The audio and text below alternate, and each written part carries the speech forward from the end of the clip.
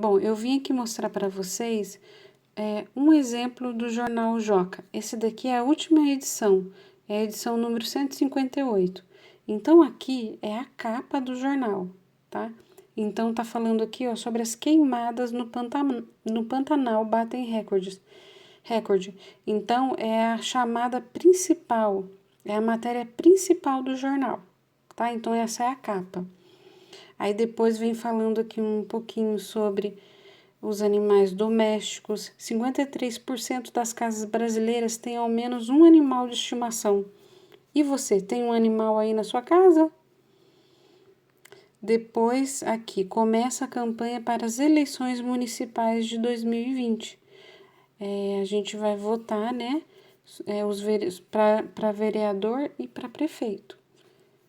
Então, tá falando um pouquinho sobre isso. Agora aqui, ó, Europa tem aumento no número de casos de Covid.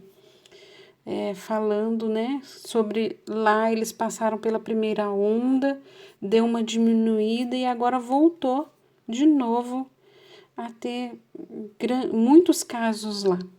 Então, tá falando um pouquinho sobre isso.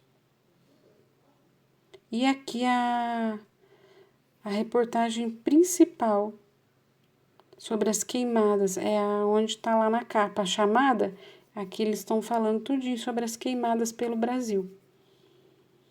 Depois aqui a personagem Mafalda, o criador dela faleceu esses dias atrás e está contando um pouquinho sobre a história deles. Aqui falando sobre uma moça que é voluntária na vacina contra o Covid, né?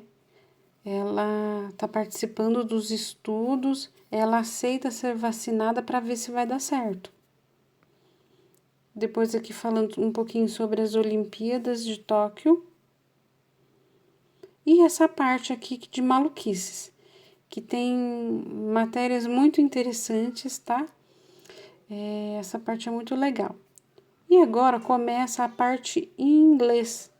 Então, todas as matérias acima que a gente estava vendo, agora ela aparece toda escrita em inglês.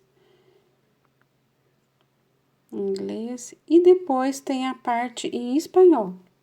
Quem estuda espanhol também pode usar o Jornal Joca para treinar a leitura, treinar os estudos em espanhol. Tá joia?